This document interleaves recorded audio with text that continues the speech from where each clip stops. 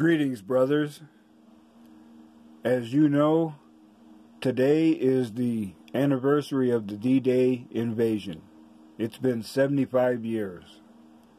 And rather than have you listen to my babbling, I will gratefully turn the podium over to someone who can speak on this subject much more eloquently than I can.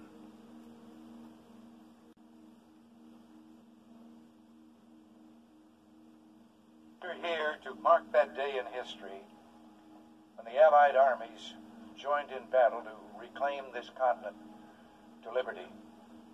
For 4 long years, much of Europe had been under a terrible shadow. Free nations had fallen. Jews cried out in the camps. Millions cried out for liberation. Europe was enslaved and the world prayed for its rescue. Here in Normandy, the rescue began. Here the Allies stood and fought against tyranny in a giant undertaking unparalleled in human history. We stand on a lonely, windswept point on the northern shore of France. The air is soft, but 40 years ago at this moment, the air was dense with smoke and the cries of men, and the air was filled with the crack of rifle fire and the roar of cannon. At dawn on the morning of the 6th of June, 1944, 225 Rangers jumped off the British landing craft and ran to the bottom of these cliffs. Their mission was one of the most difficult and daring of the invasion: to climb these sheer and desolate cliffs and take out the enemy guns. The Allies had been told that some of the mightiest of these guns were here, and they would be trained on the beaches to stop the Allied advance. The Rangers looked up and saw the enemy soldiers at the edge of the cliffs shooting down at them with machine guns and throwing grenades, and the American Rangers began to climb. They shot rope ladders over the face of these cliffs and began to pull themselves up. When one Ranger fell, another would take his place. When one rope was cut, a Ranger would grab another and begin his climb again. They climbed, shot back, and held their footing. Soon, one by one, the Rangers pulled themselves over the top, and in seizing the firm land at the top of these cliffs, they began to seize back the continent of Europe. 225 came here. After 2 days of fighting, only 90 could still bear arms. Behind me is a memorial that symbolizes the Ranger daggers that were thrust into the top of these cliffs. And before me are the men who put them there. These are the boys of Pointe du Hoc.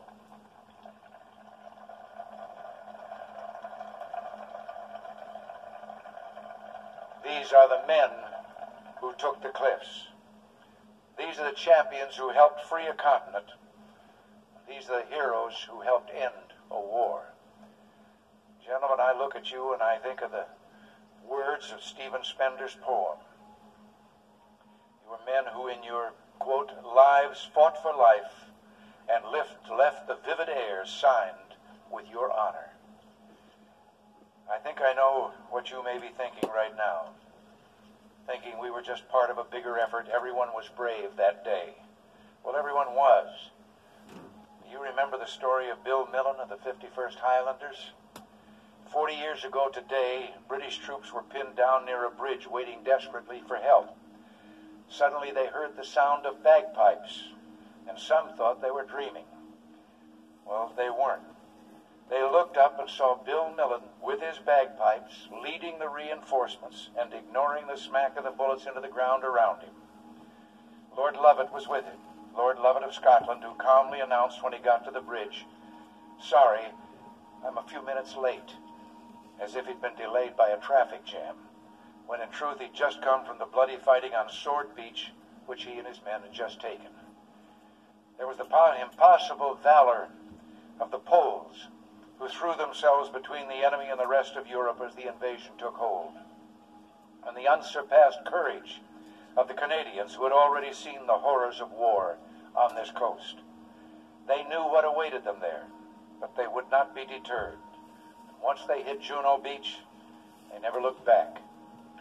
All of these men were part of a roll call of honor, with names that spoke of a pride as bright as the colors they bore.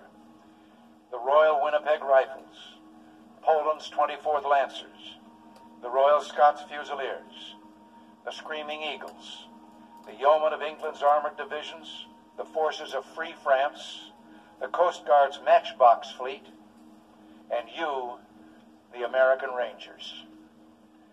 40 summers have passed since the battle that you fought here. You were young the day you took these cliffs. Some of you were hardly more than boys with the deepest joys of life before you. Yet you risked everything here. Why? Why did you do it? Well, what impelled you to put aside the instinct for self-preservation and risk your lives to take these cliffs? What inspired all the men of the armies that met here? We look at you and somehow we know the answer. It was faith and belief. It was loyalty and love. The men of Normandy had faith that what they were doing was right, faith that they fought for all humanity, faith that a just God would grant them mercy on this beachhead or on the next. It was the deep knowledge, and pray God we have not lost it, that there is a profound moral difference between the use of force for liberation and the use of force for conquest. You were here to liberate, not to conquer, and so you and those others did not doubt your cause, and you were right not to doubt. You all knew that some things are worth dying for.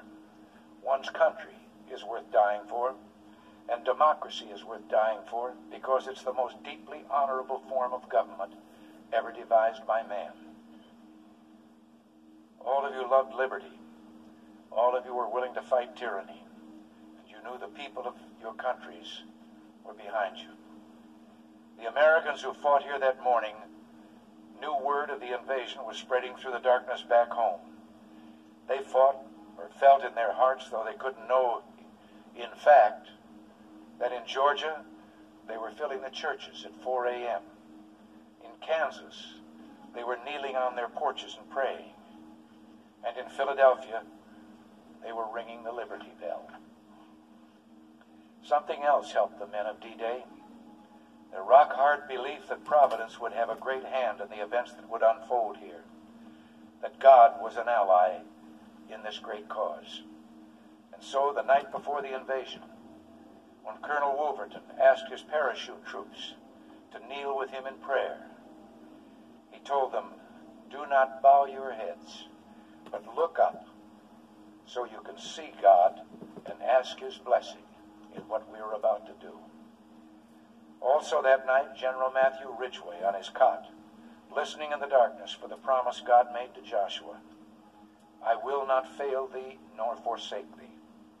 These are the things that impelled them. These are the things that shaped the unity of the Allies. When the war was over, there were lives to be rebuilt and governments to be returned to the people. There were nations to be reborn. Above all, there was a new peace to be assured. These were huge and daunting tasks, but the Allies summoned strength from the faith, belief, loyalty, and love of those who fell here. They rebuilt a new Europe together. There was first a great reconciliation among those who had been enemies, all of whom had suffered so greatly. The United States did its part, creating the Marshall Plan to help rebuild our allies and our former enemies. The Marshall Plan led to the Atlantic Alliance, a great alliance that serves to this day as our shield for freedom, for prosperity, and for peace. In spite of our great efforts and successes, not all that followed the end of the war was happy or planned. Some liberated countries were lost. The great sadness of this loss echoes down to our own time in the streets of Warsaw, Prague, and East Berlin. Soviet troops that came to the center of this continent did not leave when peace came. They're still there, uninvited, unwanted, unyielding, almost 40 years after the war. Because of this, Allied forces still stand on this continent. Today, as 40 years ago, our armies are here for only one purpose: to protect and defend democracy. The The only territories we hold are memorials like this one and graveyards where our heroes rest.